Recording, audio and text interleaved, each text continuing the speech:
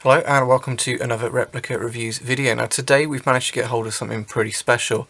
This in front of you here, as I'm sure you've guessed from the title and the description and everything, is the Umarex Colt 1911.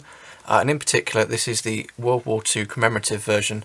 As I'm sure you're aware, this is a limited edition of 1,000 pieces.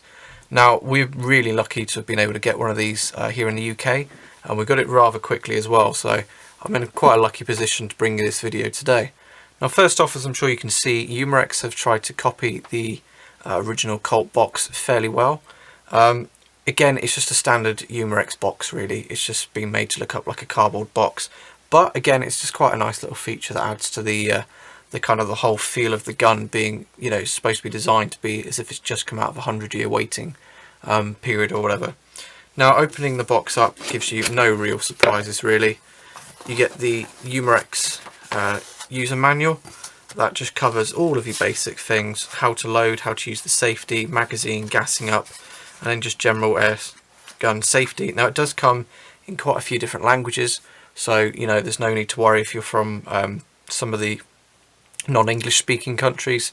They cater from everything from Polish, Italian, Russian as well, and also German. Obviously being a German gun, it's hardly surprising.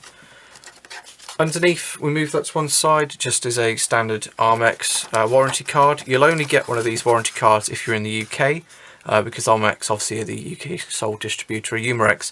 If you're outside the UK and you don't see one of these in your box, no need to worry. I'm sure whoever imports it into your country will have their own equivalent. But anyway, let's move that out of the way. Now, as you can see, included with the gun is definitely not these two CO2 cartridges. We'll move these out of the way just to stop any confusion. But what you do get is you just get a simple Allen key for loading the CO2 into the magazine, and also the gun itself. Now as you can see, it comes in a fairly distressed kind of look. It does look like it's been beaten up a little bit. But what we'll do is we'll move everything out of the way, and we'll get you in a closer view on the gun itself. What is worth mentioning is, as I'm sure you've noticed, it's very similar to the Swiss Arms / Cybergun series 1911s. And unlike those, you don't get a box of free BBs or any extra bits and pieces like that. But again, this is definitely the Umarex version, which is probably why they haven't done that. But anyway, we'll move the bucket out the way, and we'll get you a nice close-up of the gun itself. Okay, so we've moved all of the boxes out the way for you, so that you can now see the gun as it is. And as I'm sure some of the keen-eyed viewers will notice, we've also just turned the contrast down. The reason for us doing that, changing the lighting as well, is because we didn't feel that the current setup was just showing the gun off to its full potential. Now the main kind of thing that really steps this gun out away from the rest of them really is the distressed, aged look that they've given here. Now reading various articles, reading various opinions, it's basically so it looks like it's just been dug up the ground or brought out of storage or just found in the back of a locker somewhere, just to kind of add to the aging effect. And again, being a World War II commemorative pistol, I think that really adds to it. Now, I have done some quick research. You can see that the decals here are slightly different. You just got the World War II commemorative logo on the side. Again, being a licensed replica, it's got all the Colt markings. And I've also done a little bit of research here. Now, I really apologise if I'm pronouncing this wrong, but apparently this is from the Iwo Jima, where they raised the flag. Now, I believe that was from the Pacific kind of phase of World War II. I'm aware it's an incredibly iconic image for the Americans. I personally didn't actually know where it came from, so a quick bit of reading there. I've learned something myself. Now it's really nice that they've put that on as well, because I think what a lot of people forget is that when the European phase of the war was over, it still continued off in the Pacific, you know, around Japan and all the islands around there, where the Americans and other kind of allied forces were involved in some seriously heavy fighting. So it's really nice to see that that side of the war is being remembered as well, and not just the standard. The European phase I think everybody seems to know, and you know, I think that's where the main highlight of it goes. Now as you can see, the distressing goes all over the gun, and it also goes all on the magazine as well. Now I really liked it. The attention to detail in this replica is just absolutely astonishing. Again, all up the grips, just places you'd expect the gun, whether it's being holstered, whether it's being gripped in gloves, just little things like that. Again, the magazine, as I'm sure you're aware, if anybody that shoots blowback 1911 replicas will know that, you know, you always get a bit of paint wear here.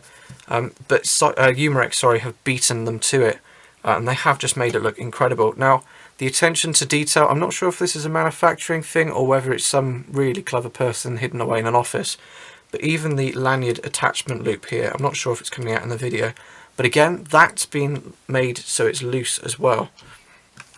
It's just little things like that that I think really add to this gun.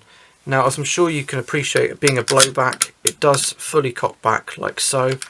Again, going to this side, and the one thing I do remember that I've just forgotten, again, licensed Colt trademarks on the side, and it also says that it's the US Army model from 1911.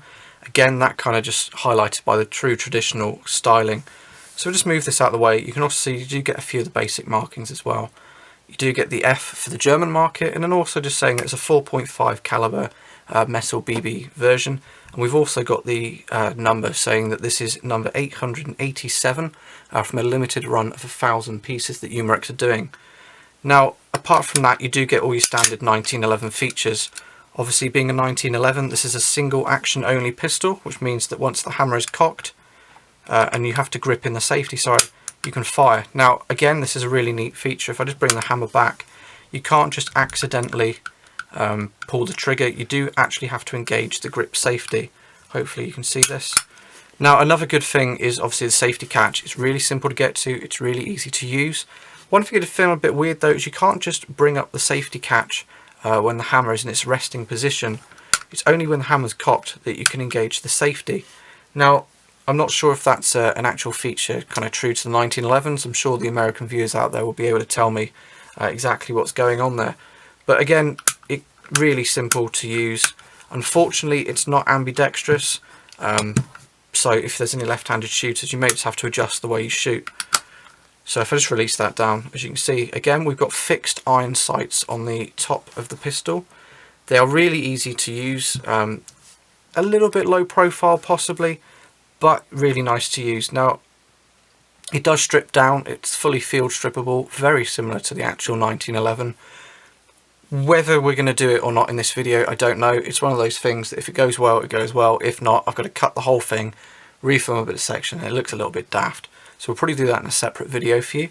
But apart from that, it's just a pretty standard replica that's just had that little bit of attention to detail given to it by Umarex, which just really sets it out from the rest. Now, we are undecided if we're going to do a firing review of this one just yet. If you've got any thoughts on that, post below. But our kind of idea is it's a really nice limited edition gun. We're not sure if we want to use it as such, or whether just to keep it in the locker, just on the shelf, looking nice and pretty. Now, I think I've pretty much covered everything, really. If I do think I've forgotten anything, I'll whack in a chapter 2 video later on. So what we'll do is we'll just change the camera angle for you, just get a really nice close-up, and we'll just do a couple of final thoughts. Okay, so this really concludes our review on the Umarex Colt 1911 World War II commemorative model. Now, again, I'm sure there's many things I've missed out on here, but the attention to detail on this gun really does set it out from the rest. Again, recessed barrel at the front with fake rifling, the distressed look, the logos on the side, it all just adds up to one incredibly well made and nice pistol. Now, unfortunately, being a limited edition, not everybody's out there is going to be able to get their hands on one of these. So we thought we'd just bring this review to you today. Now, if you are lucky enough to have one of these guns or be able to get hold of one, I'd really recommend you do so. Yes, it's another 1911. Yes, it's incredibly similar to others on the market, i.e. the Tanfoglio, the Swiss Arms. We'll do a separate review on that to show you a direct comparison.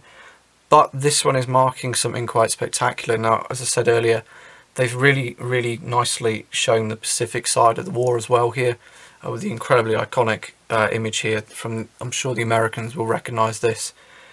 It's really nice to see that they've really kind of got into that detail. It's a little bit more expensive, but I think it's a worthy cause. I think it's a worthy gun to have, and I think if you're a serious collector or just into your guns or the World War II history, it's definitely one to go for. The traditional styling, the decals, the trademarks, again licensed, they just add up to one incredibly nice gun. Now, I'm really happy we managed to get hold of one of these, and I'm not sure I'll ever be getting rid of it. It's one of those guns that once it's in your collection, that's exactly where it's going to stay. Now, for anybody who wants to see any close-ups of this gun itself, we've put an album on our Facebook page, put a link in the description below. Feel free to pop across there, have a quick look. We've done some close-ups of all the decals, the distressing, various different parts, the function or around the safety, for anybody who just wants a closer look really. So feel free to have a look at there. Again, I just want to say a thank you to the guys down at Pull the Trigger down in Plymouth. They're our local store. They managed to get one of these in really quickly for us. I was really happy to get it in before the rest of them was sold. So yeah, this one I should probably just point out is actually our cameraman's personal gun. For those of you that sometimes ask when I say we, who we are, that's myself, James, and I do the videos, and I also hit the camera quite a lot, as I'm sure you've seen from my video. And then we've got my brother behind the camera that does the filming. So this is his gun. It's his first gun, so it's it's definitely one to get in the collection nice and early. So hopefully you've really enjoyed watching this. Hopefully we've kind of answered a lot of the questions and also shown you the gun as well as we can. If you've got any questions, feel free to post them in the box below. But until then, thanks for watching our 50th video. We're really pleased to be able to keep bringing you these videos. But again, thanks for watching.